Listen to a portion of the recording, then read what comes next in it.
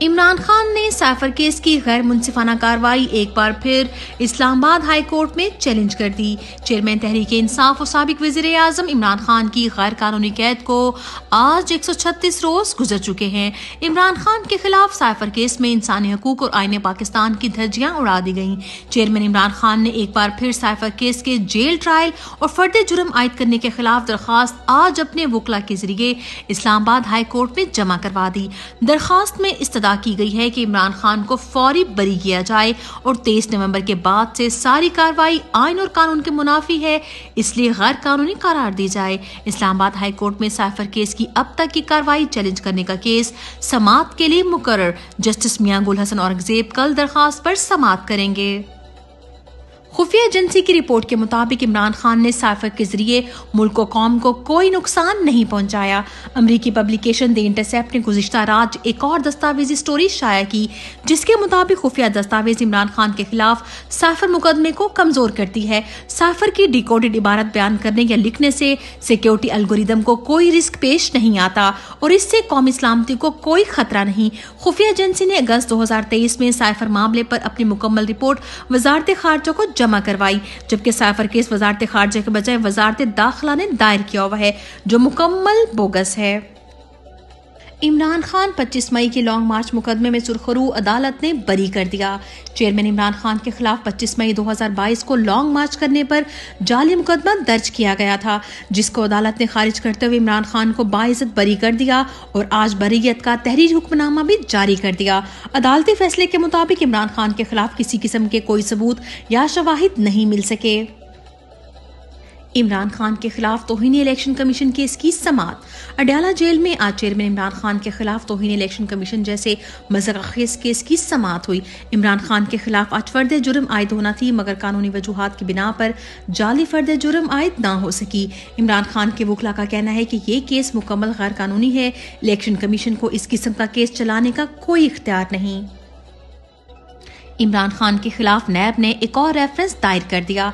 Chairman Imran Khan के वकील नईम हैदर पंजूथा ने अपने ट्वीट में बताया, अलकादिर ट्रस्ट केस में रेफरेंस के बाद इमरान खान के खिलाफ तोशाखाना नैब रेफरेंस भी दायर कर दिया गया।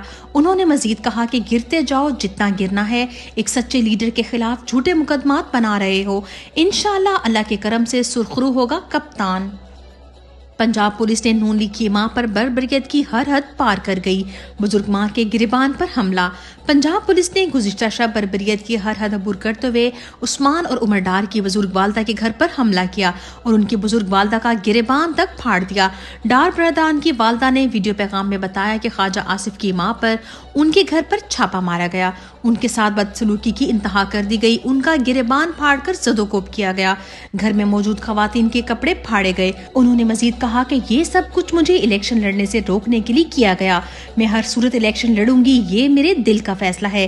पाकिस्तान तहरीक इंसाफ ने इस बर्बरियत की शदीद मजम्मत की और पुलिस अफसरान के खिलाफ फौरी कार्रवाई का मुतालबा किया। Tehreek Insaf intra party election case का फैसला महफूज। इलेक्शन कमीशन में आज PTI intra party election case की समाअत हुई। वकील बैरिस्टर अली जफर ने इलेक्शन कमीशन के 40 सवालात के जवाब दे दिए। अली जफर ने दलाइल दिए कि पूछा गया कि चेयरमैन का बिला मुकाबला इंतखाब क्यों किया। ये सवाल तो बनता ही नहीं, बहुत सारे सवालात मिलते जुलते थे। कागजात नामजदगी का वक्त है, जल्द फैसला सुनाएं। Chief election commissioner Sikandar Sultan Raja ने जवाब दिया, हमें इसका एहसास है। समाअत के बाद मीडिया से गुफ्तगू करते हुए निगरान चेयरमैन तहरीक इंसाफ बैरिस्टर गौहर ने कहा, हमें यकीन है कि हमें बल्ले का इंतखाबी निशान मिल जाएगा। सनम जावेद का जेल से मरियम नवाज के मुकाबले में इलेक्शन लड़ने का ऐलान। सनम जावेद के वालिद ने आज मीडिया से गुफ्तगू में बताया कि सनम जावेद इलेक्शन में मरियम नवाज के मुकाबले में इलेक्शन लड़ेंगी। जेल हुकाम सनम जावेद का पावर ऑफ अटॉर्नी नहीं लेने दे रहे। जब से उन्हें मालूम हुआ है कि सनम ने मरियम के मुकाबले में इलेक्शन लड़ना है, तब से रोकने की कोशिशें कर रहे हैं। चीफ जस्टिस नोटिस लें। इलेक्शन में हिस्सा लेने के ऐलान पर मियां इबाद के घर पुलिस का छापा। लाहौर से मियां इबाद 7 माह से फौज की हिरासत में हैं, लेकिन गुज़िश्ता रोज उनके भाई और बीवी ने इलेक्शन लड़ने का ऐलान किया तो आज पुलिस उनके घर पहुंच गई। पाकिस्तान तहरीक इंसाफ ने पुलिस की इस फस्तायत की शदीद मजम्मत की। बिलावल जरदारी की मौजूदगी में वजीर आजम इमरान खान के नारे।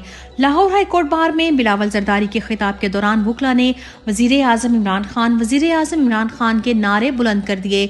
वुकला ने एक बार फिर साबित कर दिया कि इमरान खान को वजीर आजम मुंतखब होने से कोई रोक नहीं सकता। मोटरसाइकिलों की कीमतों में होशरबा इजाफा। मीडिया रिपोर्ट्स के मुताबिक कीमतों में इजाफे के बायस सेकंड हैंड बाइक्स की खरीदो फरोख्त का कारोबार ठंडा पड़ गया।